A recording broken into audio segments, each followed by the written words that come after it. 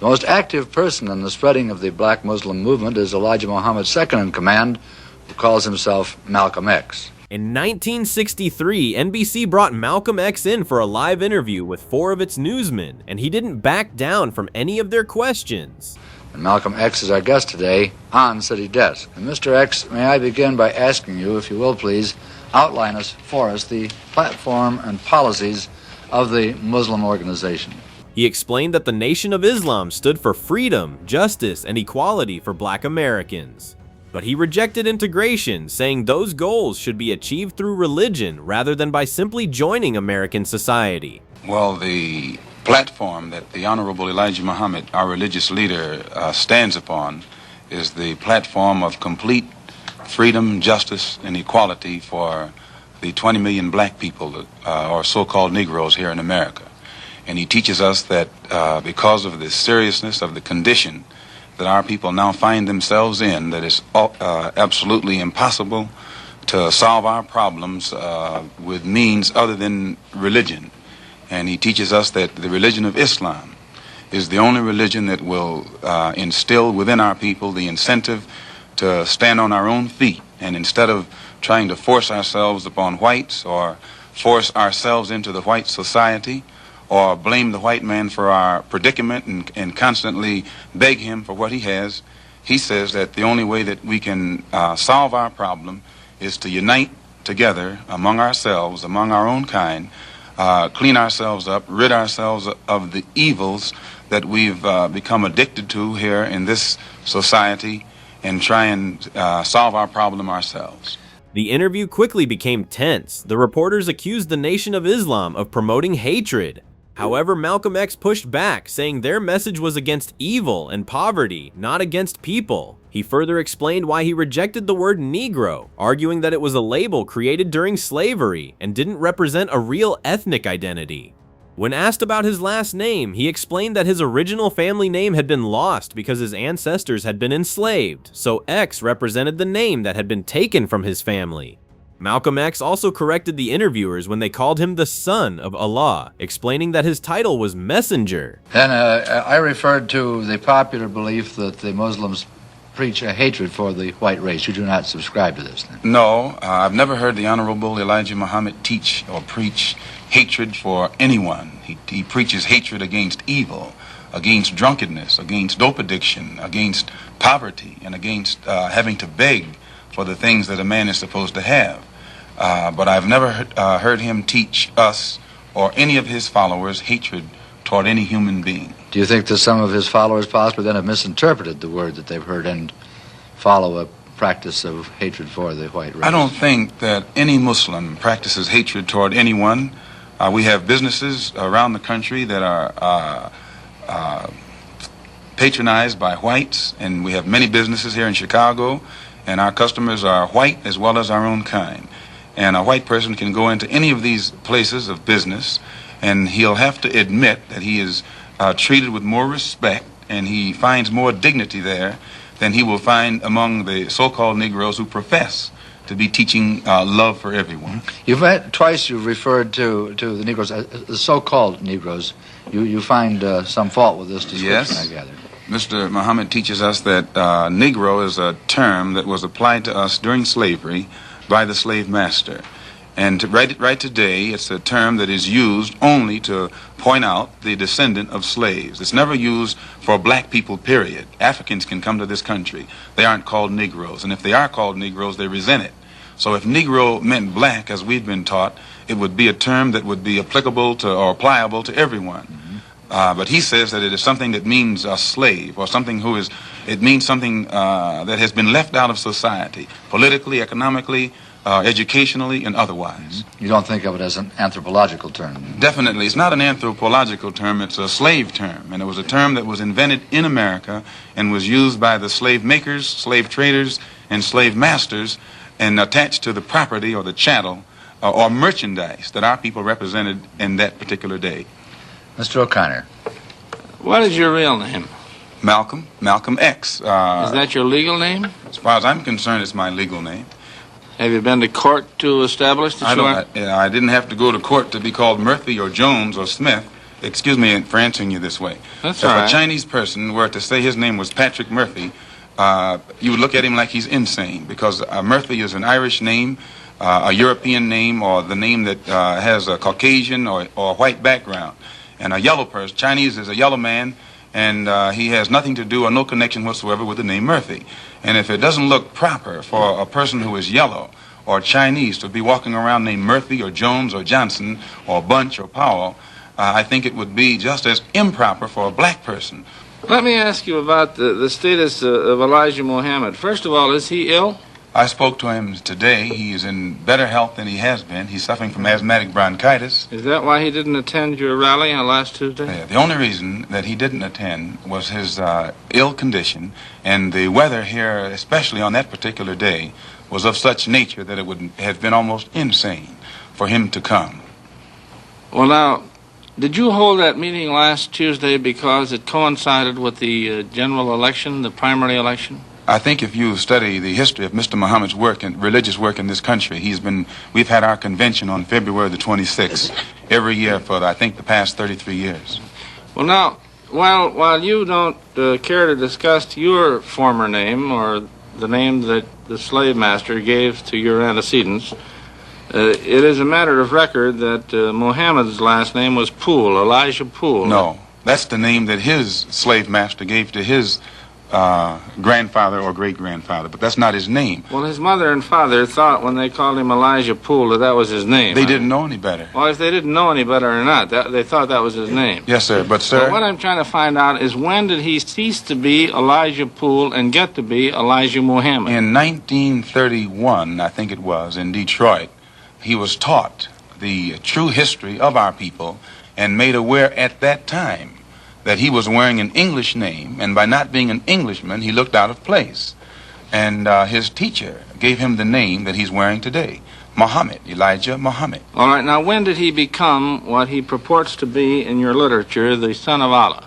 I've never heard the Honorable Elijah Muhammad referred to as the son The of prophet Allah. of Allah. I've never heard him referred to as the prophet of Allah. What do you refer to him Messenger of Allah. All right, the messenger of Allah, and I appreciate the correction. Yes, he says that a prophet is somebody who predicts the future, and he's not predicting the future, whereas a messenger is someone who carries a message that has been given to him by one who authors that message. Well, now, who gave him the message, and to whom is it supposed to be delivered? Master W.F. Muhammad, the one who taught him, is the author of the message. He gave it to the Honorable Elijah Muhammad, which makes him the messenger. And he's to deliver that message of truth and righteousness to the 20 million American so-called Negroes, which means he's to teach us the truth, which will awaken us, and then show us how to live a life of righteousness, which will automatically qualify us for recognition as human beings by all other righteous human beings here on this earth. Things got even more heated when they brought up his past comments about a deadly plane crash, but Malcolm X defended his position without backing down. He also defended the Nation of Islam school in Chicago, saying it had no delinquency problems and that some of its graduates went on to major universities. When asked about the idea of creating a separate black state, Malcolm X explained that the movement wanted full equality first. But if America refused to provide it, separation would remain an option. He went on to talk about his own past. He described how he had found the Nation of Islam while in prison, after living what he called a wayward and directionless life. Well, now, one other question. With reference to what Mr. Hurlbut asked you a little bit ago, you took a very moderate position of wanting independence without having any hatred for the whites. Do I understand that correctly? Hatred is not involved in it whatsoever.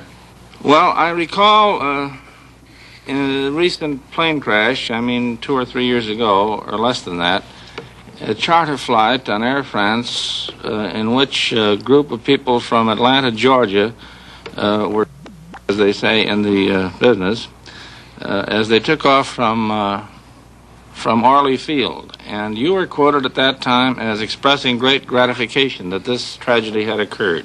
Do you recall that? I recall it. What did you say? Do you remember? The press misinterpreted it and misrepresented it. What did you say? They said that it was made at a Muslim meeting. It wasn't. It was made at a rally of Negroes, Baptist, Methodist, Catholic, and otherwise, in Los Angeles, who were rallying to protest the brutal shooting of 7 unarmed Negroes And what did you by say? heavily armed white policemen in the city of Los Angeles. And because we are a people who have been taught by the Honorable Elijah Muhammad to never carry weapons of any kind, but to get on God's side and rely on God to fight our battles for us, at the time that these brothers were shot down so brutally, I pointed out at the funeral of the brother who died that God would step in and take a hand in giving us some form of justice for the brutal killing of our brother. And when the plane crashed in France, I pointed out to the crowd at this rally that this was an act of God showing his wrath or complete resentment over the brutal form of injustice that had been inflicted upon our poor unarmed brothers. Were you saying that, or do you believe that? At that time, Dr. Billy Graham was in a crusade in Chicago, and the press, your papers here in this city, quoted Billy Graham of also saying that plane crash was an act of God. And if you take time to check the newspapers, I think that you'll find that this is correct. But no one thought that Billy Graham was so wrong when he attributed the crash of this plane to his God. But when we say that it come from our God, then we're looked upon as being, outrageous. I know, but you took the position that this was a matter of satisfaction to you for an injustice done against you, and I think that that's a trifle severe. We did not think that it was a coincidence that 120 of the whites on this plane came from the state of Georgia, a state that has the worst record in the history of America for the mistreatment of black people in this country. Worse than Mississippi? They maybe are a little less Mississippi is a little less hypocritical today than Georgia, but both of them are still practicing the same thing. Now the whites in Georgia bite Negroes with a smile, whereas they used to bite them with a growl. But they're still being bitten, and we don't think that it is any worse to be bitten with a smile than it is to be bitten with a growl. Mr. Calbert. While we're on the subject of Mississippi, what is your organization's position of what happened in Mississippi in the past 6 months? Such as what? Such as the James Meredith incident and the enrollment of him in the university. Well, the Honorable Elijah Muhammad wants justice for every one of the 20 million so-called Negroes. And to just take one Negro and stick him in college with the aid of 15,000 troops and at a cost of $6,000 is a disgrace. It's a waste of taxpayers' money. It's a farce. It's hypocrisy. Because if it's right for one Negro to be forced into that university, then every Negro in the state of Mississippi who is qualified has the same right to go to that university. And if the government is not ready and willing to enforce the right of every Negro in the state of Mississippi, then, in my opinion, sir, it's only hypocrisy to pretend that they are for justice by pushing one Negro in and blowing it up all over the world to make it look like they're solving the problem when millions of black people in that state are still going to segregated schools and getting an inferior education. Does your organization encourage members to attempt to enter schools that have been known as all white in the past? The Honorable Elijah Muhammad doesn't discourage us from attending white schools, but he does say that it is better for us to go to our own schools, and after we have a thorough knowledge of ourselves, of our own kind, and racial dignity has been instilled within us, then we can go to anyone's school and we'll still retain our race pride, our racial dignity, and we will be able to avoid the subservient inferiority complex that most Negroes have that is instilled within most Negroes who receive this sort of integrated education. Well, you have a private school operating here in Chicago, at least, and possibly elsewhere, and it's been a subject of controversy lately. What is the acceptance of people who come out of your private schools into schools of higher learning? Yes, we have many students who have graduated from the University of Islam on 54th and Greenwood that are now attending other schools. In fact, just as an example, one of Mr. Muhammad's sons never attended any school in his life but the University of Islam. He later attended DePaul University. He also attended the University of Chicago, and at present he's attending Al-Azhar University in Cairo, one of the oldest Muslim schools in the world. And his daughter-in-law also, who went to school here, is attending the University of Cairo. And then we have other students who have graduated that are attending other colleges and universities in this country. And in our school, we never have any delinquency problems. We never have any dropouts. We never have any disrespect for authority or disrespect for parents. We don't have any kind of juvenile delinquency. All of the things that the regular school system is complaining about, the critics and the most severe critics of Mr. Muhammad has to admit that we aren't plagued with those same problems in our own school. I have listened to your leader, at least on one occasion in convention here. It was 2 years ago, and at that time he advocated the separate state proposition of giving the what you call the so-called American Negro a separate state in which to live, to make their own way. Would you explain that philosophy, please? And have you had any support for it from anybody in official ranks? Your first question first. To my understanding, what Mr. Muhammad has said is that he wants freedom, justice, and equality for the black people here in America, which you agree they don't have. If they did, you wouldn't have a race problem. And he says, if America cannot bring about freedom, justice, and equality for our people in this country, then America should allow us to leave. If we can't get along together, we should be allowed to depart and go someplace where we can set up housekeeping for ourselves. Then he says, if America doesn't want us to go back home among our own people, and at the same time they want to keep us here, since we can't stay here and get along together in peace, he says what America should do is separate part of the country and give us a section where we can live, and give us everything we need to get our particular section functioning independently, support us for 25 years until we are able to function independently in a society of our own, and in this way the problem will be solved. Mr. McCune. You say there's no juvenile delinquency. What is the discipline that you number one, excuse me, practice? Sir. One of the first things that Mr. Muhammad teaches is you have to set an example if you want others to do right. And he teaches the grown-up Muslims to live a highly disciplined and a highly moral life of high morals. And by the parents displaying the highest of morals in front of the children at all times, automatically this sets a pattern or an example for the children. And in our schools, our children, the emphasis is placed upon the recognition of authority. And by the children recognizing authority and respecting authority, it's easy for anyone who is in authority to teach the child and discipline the child and make the child aware of the importance of living a life in accord with the law even after he grows up. How did you happen to join the Muslim movement? I was in prison. I was a very wayward, criminal, backward, illiterate, uneducated, and whatever other negative characteristics you can think of type of person until I heard the teachings of the Honorable Elijah Muhammad. And because of the impact that it had upon me in giving me a desire to reform myself and rehabilitate myself for the first time in my life, and also being able to see the effect that it had upon others, this is what made me accept it. And plus, prior to hearing what he teaches, I had no interest whatsoever in anything serious or any kind of educational pursuits. And I noticed that after being exposed to the religious teachings of the Honorable Elijah Muhammad, immediately it instilled within me such a high degree of racial pride and racial dignity that I wanted to be somebody. And I realized that I couldn't be anybody by begging the white man for what he had, but that I had to get out here and try and do something for myself or make something out of myself. When the reporters asked how many members the movement had, he refused to give them a number. Instead, he said its real support came from black Americans as a whole, not just the black middle class. At some point, he criticized organizations like the NAACP and Urban League, accusing them of moving too slowly and pointing out that they had never elected a black president in their 54 years. What has been the growth of the Muslim movement? There are conflicting reports as to how many Muslims there are in the United States. Can you tell us? Well, most critics say that the dissatisfied follow Muhammad, that the unemployed and the oppressed follow Muhammad. And I think you'll agree, the sociologists, the economists, and other experts say that the masses of black people are dissatisfied, unemployed, oppressed, and fed up. So that he actually gets his support at the mass level.